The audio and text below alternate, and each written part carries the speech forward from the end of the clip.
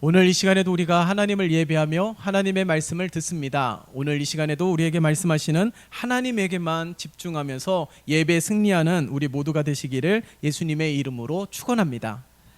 유명한 탐험가 밥들렐이라는 사람이 있습니다. 그가 항상 이제 여행지를 갈 때마다 새들을 잡아서 배에 싣고 돌아오는 일들이 참으로 많이 있었습니다. 그런데 한 번은 이런 일이 있었습니다. 이 잡아온 새 중 가운데 유독 시끄럽게 불고 날개짓하면서 그리고 이 새장을 부리로 쪼면서 어떻게 해서든지 이 새장에서 탈출하고자 안간힘을 쓰는 새가 있었어요. 근데 그 새가 그렇게 막 정신없이 막 쏘아대고 그렇게 막 탈출하려고 애쓰면서 힘겹게 그렇게 하다가 이 정말 새장이 무너져서 탈출하게 되었습니다. 이 망망대해에 날개짓하면서 멀리 날아가고 있는 거예요. 그래서 이제 그 탐험가도 그렇고 이 배 안에 있는 모든 선원들도 이젠 그 새를 영원히 놓쳤다라고 생각을 하게 되었습니다. 그런데요, 몇 시간 이후에 놀라운 광경이 목격이 되옵니다. 그것이 무엇이냐면 이 탈출하였던 이 새가 몇 시간 이후에 허우적 간신히 이 배로 날아와서 갑판 위에 푹 쓰러지는 거예요. 이 새장에서, 감옥 같은 이 새장에서 탈출한 새는 자유를 찾아서 날아갔는데 망망대해에서 날다 보니까 잠시 쉴 수 있는 나뭇가지도 발견하지 못하고 필사적으로 배에 다시 돌아오기 위하여 날개짓을 하고 그렇게 어렵게 이 배를 발견하고 나서야 탈진이 된 것입니다. 여러분, 이 이야기를 어떻게 들으십니까? 예수 믿는 삶이 혹 이런 삶은 아닐까요? 예수 안에 있는 것이 진정한 평안이고 예수 안에 있는 것이 진정한 자유를 누리는 것이고 정말 다윗이 고백했던 것처럼 나의 반석이시며 나의 능력이심을 고백하는 믿음의 삶을 살아가고 있는 우리이지만 마치 예수 믿는 것이 수많은 제약 가운데 올무에 갇혀 있는 것처럼 여기면서 살아가고 있는 것은 아닌지 모르겠어요. 인생을 즐기면서 살아가는 것 참으로 매력적인 삶처럼 보입니다. 내 뜻대로 많이들 하고 싶어 합니다. 부모님 편에서 이렇게 살아가는 것도 싫어하고 내 뜻대로 내가 하고 싶은 대로 살아가고자 하는 인생들이 얼마나 많이 있습니까? 살아가다 보면 실패를 하고 그것을 교훈 삼아서 다른 방법으로 살아가다 보면 인생은 성공하는 것 아니겠어요? 그렇게 자유를 꿈꾸면서 살아가는 이들이 너무나도 많이 있습니다. 새장에 갇혀 있는 듯한 삶을 원하는 사람은 아무도 없는 것이죠. 그러나 우리는 지난주에 새벽에 갈라디아서의 말씀을 통해서 묵상하지 않았습니까? 진정한 자유는 무엇이에요? 주 안에 있을 때가 진정한 자유를 누리는 삶인 것을 우리는 잊으면 안 되는 거예요. 주 안에 살아가는 것이 참된 자유의 삶인 것을 우리는 잊으면 안 됩니다. 요한복음 8장 31절과 32절의 말씀을 보면 이렇게 기록하고 있습니다. 내 말이 너희 안에 거하며 참 내 제자가 되고 진리를 알지니 진리가 너희를 자유케 하리라. 이것이 바로 우리들에게 말씀하고 있는 하나님의 말씀이에요. 이 말은 오히려 예수를 믿지 아니하면 자유할 수 없다라고 증거하고 있는 것입니다. 오히려 올무에 묶여있는 삶일 뿐임을 증거하고 있는 것이죠. 예수 안에 있을 때가 진정한 자유입니다. 새장 안에 갇혀 있을 때 이 새는 알지 못했어요. 마치 새장 안에 갇혀 있었던 이 새는 감옥이라고 여겼지만은 망망대해에서는 그 새를 안전하게 보호해 줄 수 있는 것이 그 새장이라는 사실, 그것을 우리는 잊으면 안 되는 거예요. 그러므로 우리 모두가 이 예수 그리스도 안에서 참된 은혜와 자유와 평화를 누리는 복된 삶을 살아가는 우리 모두가 되시기를 예수님의 이름으로 축원합니다. 창세기 22장에 보면은 아브라함이 이삭을 번제로 바치는 장면이 나옵니다. 이 장면을 랍비들은 이렇게 해석을 했어요. 아브라함이 하나님께 물었습니다. 하나님, 제가 왜 이런 일을 겪어야 합니까? 하나님, 제 믿음을, 하나님을 향한 제 충성심을 알지 못하셔서 저를 지금 시험하고 계시는 것입니까? 라고 물었습니다. 그러자 하나님이 대답하세요. 나는 너를 시험할 필요가 없다라고 말씀하셨습니다. 아브라함이 다시 묻습니다. 그렇다면 충성심을 훈련하기 위해서 시험이 필요한 것입니까? 라고 물었어요. 그러자 하나님이 다시금 아브라함에게 대답하십니다. 하나님은 그것도 아니라고 말씀하셨어요. 그럼 무엇 때문에 이 일을 겪어야 합니까? 라고 아브라함이 묻자 하나님은 이렇게 대답하셨답니다. 열방에 증거하기 위해서라고 말씀을 하셨답니다. 이것이 랍비들의 해석이에요. 우리가 살아가는 삶 가운데 수많은 일들을 만나지 않습니까? 어려움도 만나기도 하고 좋은 일도 만나기도 하고 마치 귀인을 만난 듯한 귀한 만남의 축복도 우리들의 삶 가운데 있습니다. 그 어려움들을 원하는 사람은 아무도 없지만 원치 않는 어려움을 만나게 되는 일들이 참으로 많이 있다는 사실이에요. 그렇다면 아브람처럼 하나님께서 이 어려움을 허락하신 까닭이 무엇일까요?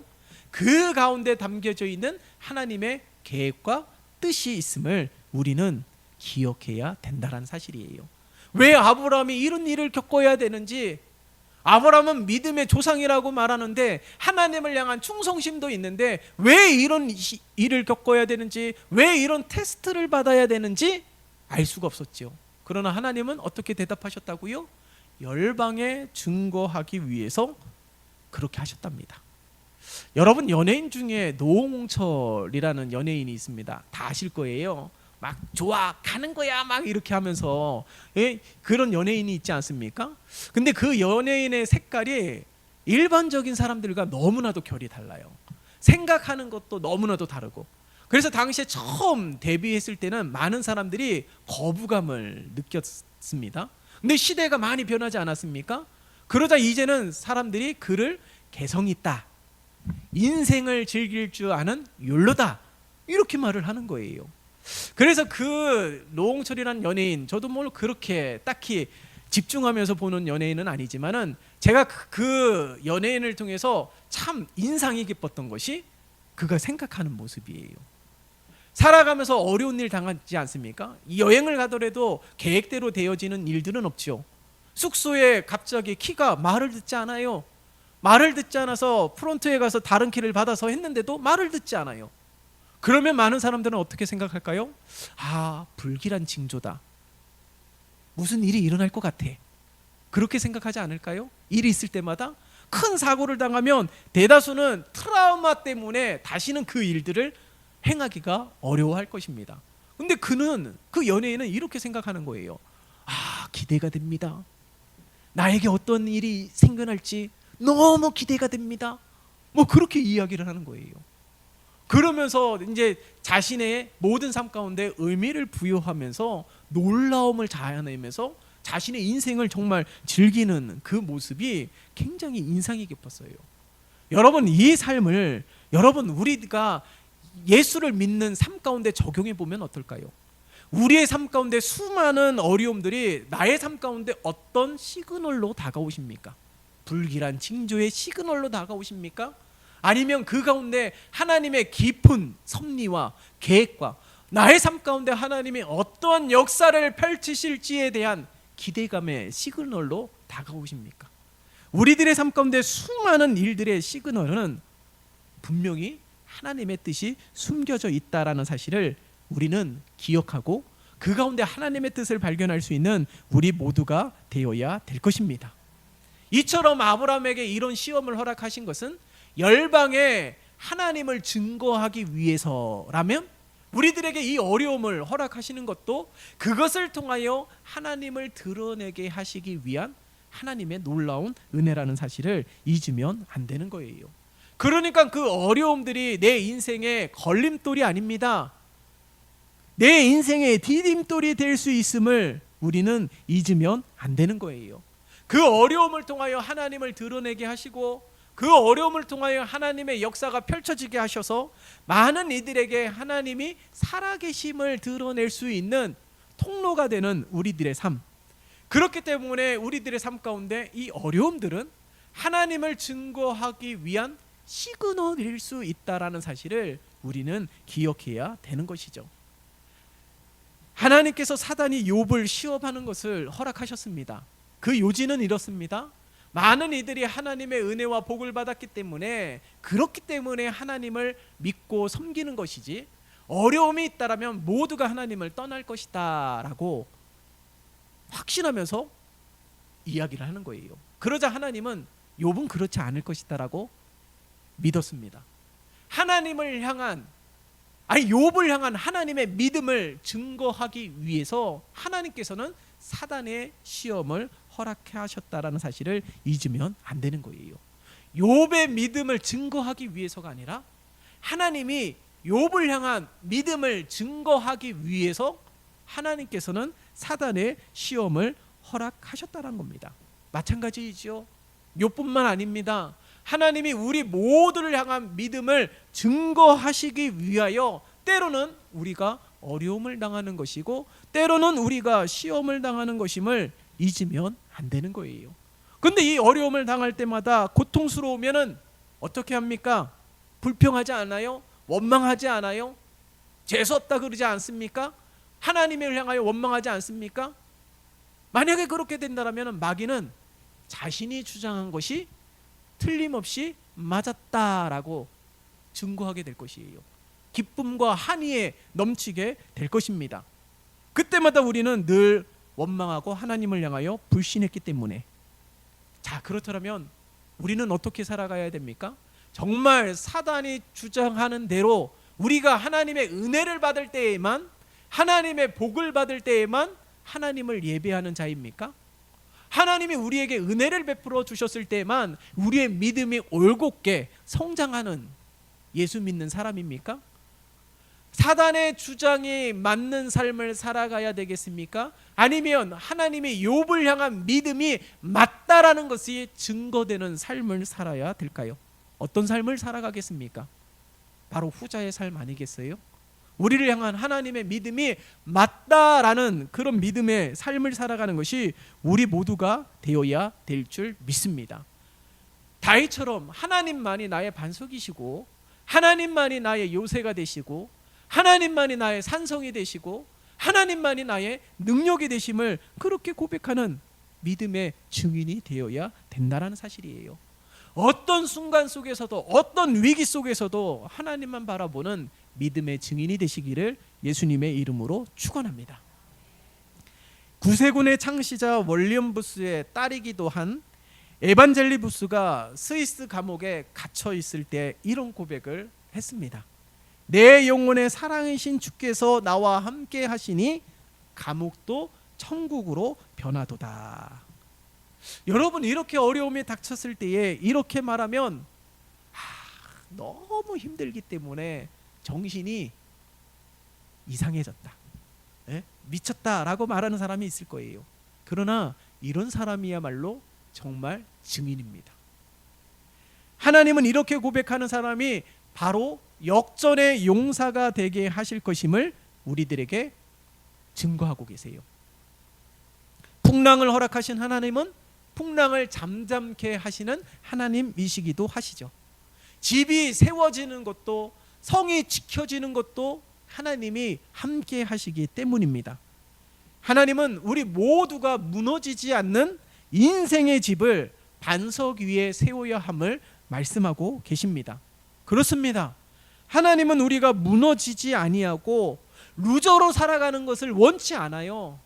원망과 불평 가운데 마치 인생이 끝난 것처럼 살아가는 것을 원치 않습니다.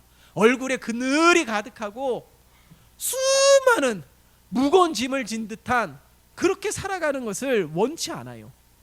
하나님이 진정으로 우리들에게 원하는 삶은 승리자의 삶입니다. 하나님은 이런 인생을 원하고 계세요. 그렇기 때문에 무너지지 않는 반석 위에 세워진 인생이 되기를 원하고 계시는 것이죠. 미국 국민들이 그렇게 존경하는 아브라함 링컨은 항상 국민들의 사랑과 존경을 받고 모든 인생에 성공한 인생만 살아갔던 것이 아닙니다. 아브라함 링컨은 실패의 아이콘이에요.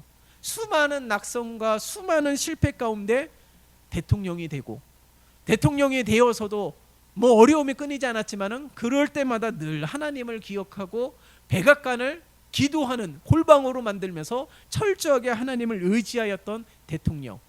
그 결과가 역사가 증명하지 않습니까?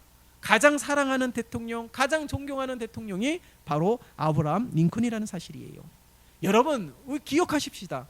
실패가 많아지면 많아질수록 성공에 더 가까이 다가가고 있는 거예요. 우리 세상을 바라보면 다 짝꿍이 있지 않습니까? 이 손등의 짝꿍은 손바닥이에요. 이 뗄래야 뗄 수가 없습니다. 마찬가지로 실패의 짝꿍은 뭘까요?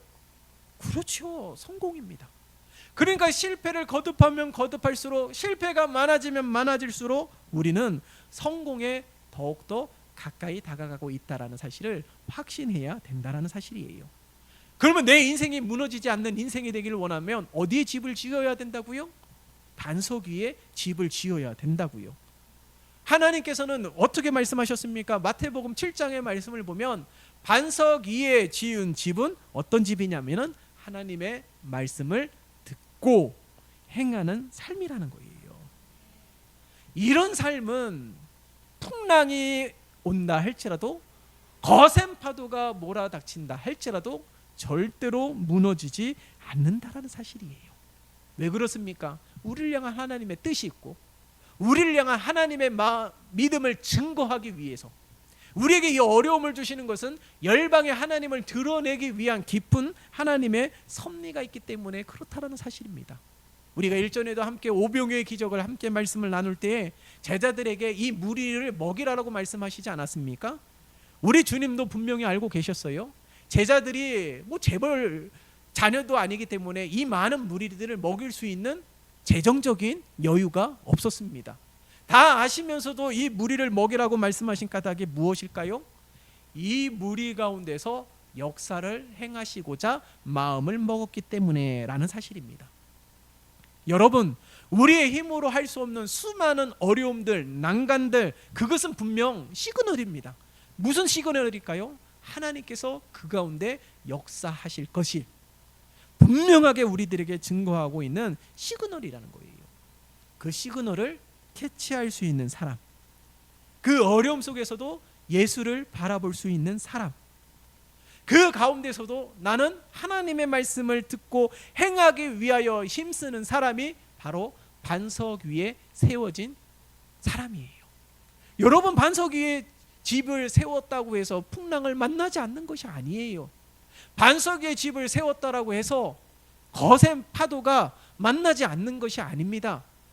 반석 위에 세운 집이라도 풍랑을 만나기도 하고 파도를 만나기도 합니다. 그러나 그 집은 무너지지 않는다라는 거예요.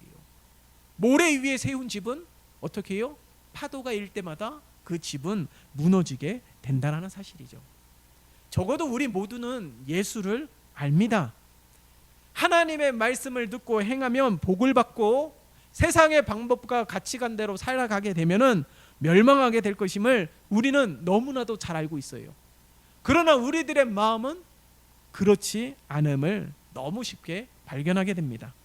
하나님의 말씀으로 살아가는 삶은 현대를 살아가는 아주 급격하게 스피디하게 발전하고 있는 이 시대 속에서는 불가능하다라고 생각하는 이들이 참으로 많이 있습니다.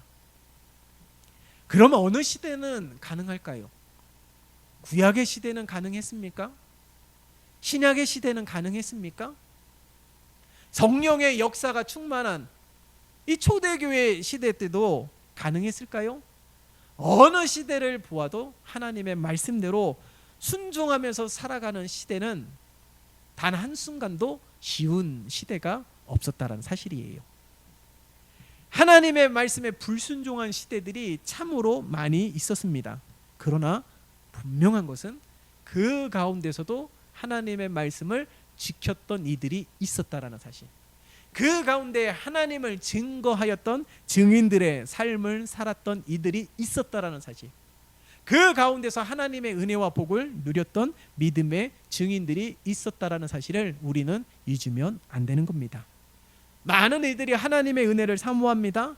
하나님의 말씀대로 살아가고자 하는 갈망은 있습니다. 말씀대로 살라고 하면은 곤란해하죠. 쉽지 않기 때문에 그렇죠. 상황과 환경이 어렵기 때문에 말씀대로 살아가는 것이 여간 쉬운 일이 아닙니다. 정말 우리가 그렇게 살아가지 못하는 까닭은 무엇일까요? 바로 두려움 때문에입니다. 여러분, 이제 이 새생명 축제가 불과 이제 2주 앞으로 다가왔어요. 111 전도 운동을 통하여서 수많은 영혼들을 건지고 세우고자 하는 비전을 품고 우리 마음에 작정한 전도 대상자들이 있지 않습니까? 여러분, 이 전도를 한다는 거 어떻게 생각하십니까? 전도를 하는 게 쉽습니까? 어렵습니까? 결단코 쉽지가 않아요. 네? 쉽지가 않습니다. 많은 이들이 전도하기 참 어렵다라고 이야기합니다. 밖에 나가서 노방 전도 하더라도 오히려 더 지치는 일들이 많이 있어요. 왜냐하면 그 복음을 듣고 돌아오는 이들이 있으면 신이 나서 전도할 텐데 뭐 그런 일들이 아주 드물게 일어나기 때문에 참으로 어려울 때가 많이 있습니다. 그러나 앞서서도 말씀을 드렸지만 하나님의 말씀대로 온전히 살아가기 쉬운 시대도 없었던 것처럼 전도하기 쉬운 시대도 없었다라는 사실이에요. 그래서 우리 주님께서는 때를 얻든지 못 얻든지 복음을 전하라고 말씀하고 있는 것입니다. 초대교회를 보면은 수많은 박해와 핍박을 당하면서 예수를 믿지 않았습니까? 예수를 믿는다는 이유 하나만으로 사회에 불이익을 당하게 되고 순교하는 이들이 많이 있었습니다. 그것이 단순히 초대교회에만 있었던 일들이 아니라 우리 한국의 기독교 초창기의 역사도 보아도 예수를 믿는 것 때문에 순교를 당한 분들이 상당히 많이 있습니다. 그러니까 시대가 좋지 않은 그 시대 때에도 많이 발전한 지금의 시대 속에서도 우리는 여전히 말씀대로 살아가고 복음을 증거하기 위한 좋은 상황과 환경은 어느 때에도 없었다라는 사실을 우리는 잊으면 안 되는 거예요. 그것이 역사적으로 아주 분명하게 증거하고 있기 때문에 가장 중요한 것은 상황 탓, 환경 탓, 사람 탓 하면 안 되는 것이고 가장 중요한 문제는 그 가운데 선 나는 하나님의 말씀에 순종하며 살아가는 것. 이것이 나의 인생에서 가장 중요한 문제가 되는 것이죠. 어떤 상황이든 어떤 환경이든 나는 그곳에서 지금 나는 어떻게 살아가느냐가 가장 중요한 것입니다. 누군가 이렇게 말을 해요. 섬기던 교회에서 나와서 새롭게 교회를 세운 것은 다른 교회를 세우기 위해서라고 말을 합니다. 여러분, 궁금합니다. 다른 교회는 어떤 교회일까요? 시스템이 잘 갖추어진 교회가 다른 교회일까요? 다른 목사가 있기 때문에 다른 교회일까요? 어떤 교회가 다른 교회입니까? 진정한 교회, 다른 교회는 우리 한 사람 한 사람, 저 역시 여러분 한 사람 한 사람이 변화된 교회가 다른 교회인 줄 믿습니다. 내가 스스로 변화되지 아니하고 옛 모습 그대로 있으면 다른 교회가 절대로 될 수가 없다라는 사실이에요.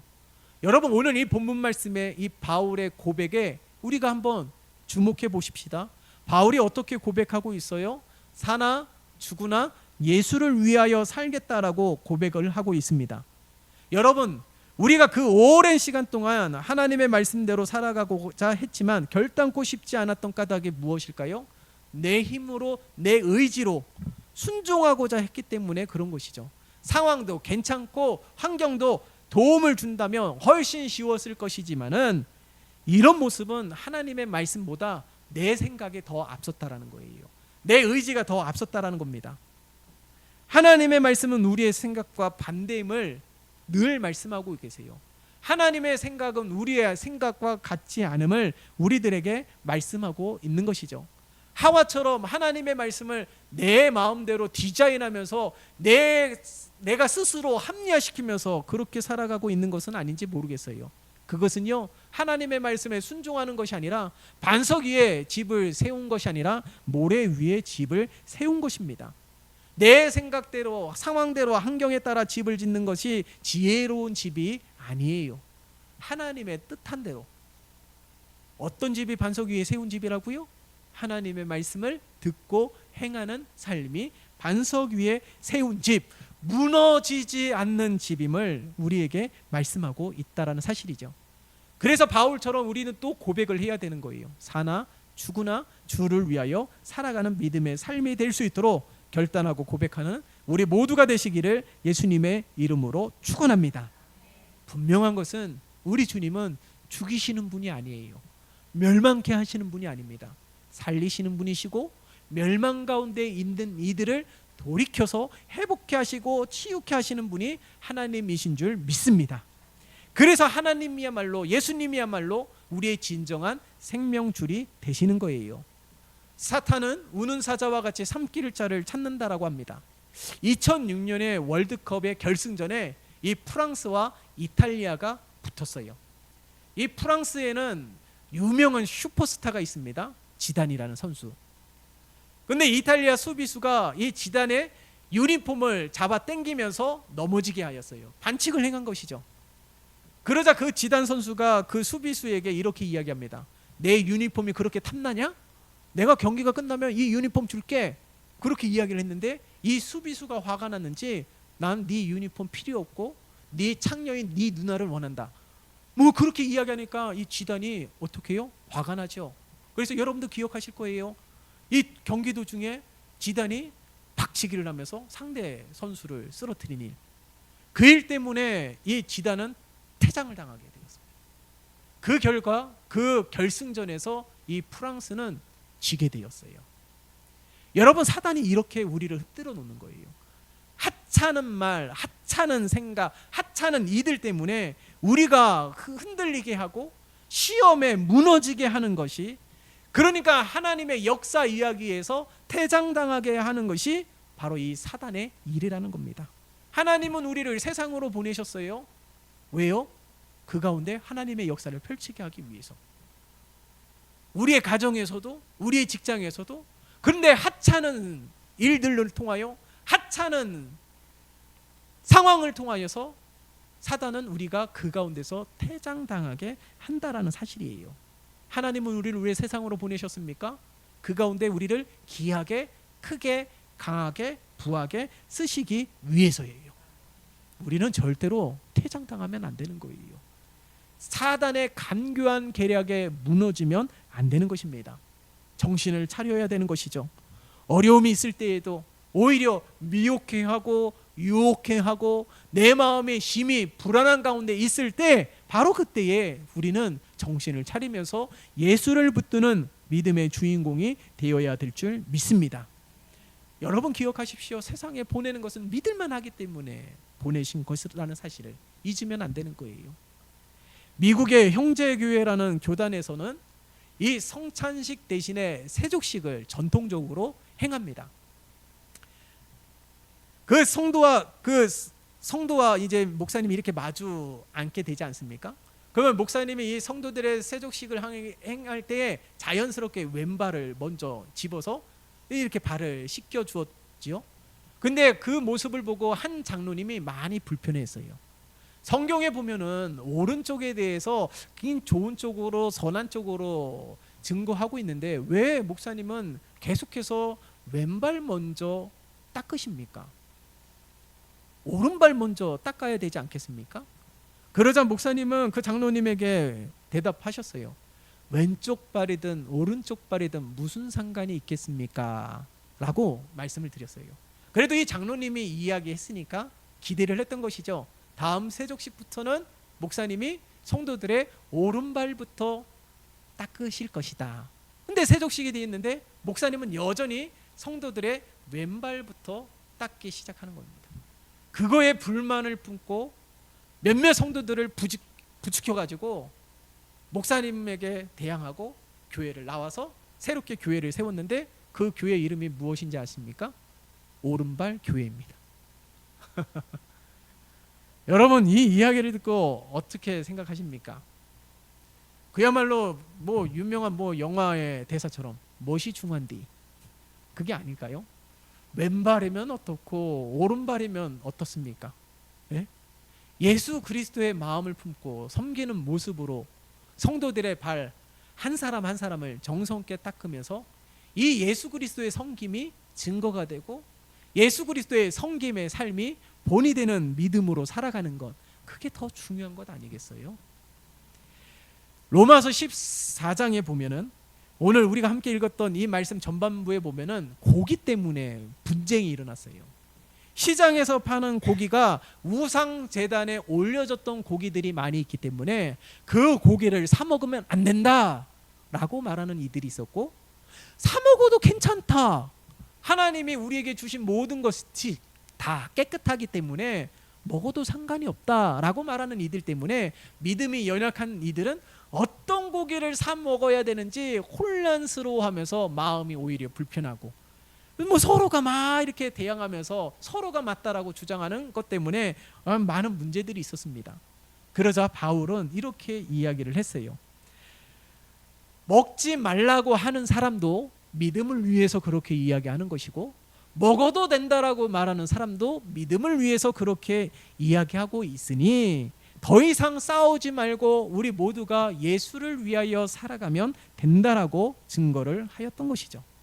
가장 중요한 삶의 원칙이 무엇입니까? 앞서서도 오른발 교회로 말씀을 드렸지만은 우리 대개 보면 싸우는 것들을 보면 비본질적인 복음에서 많이 벗어난 일들 때문에 그 일들에 집중하면서 싸우는 일들이 많이 있어요. 정말 본질적인 일들에 우리가 더욱 집중해야 되는데 비본질적인 일들에 집중하면서 예수를 위하여 살아가는 중요한 삶의 원칙에서 상당히 벗어난 삶을 살아가고 있다는 사실입니다. 여러분, 어떤 상황과 환경에서도 우리는 예수를 위하여 살아가는 믿음의 증인이 되어야 될 줄 믿습니다.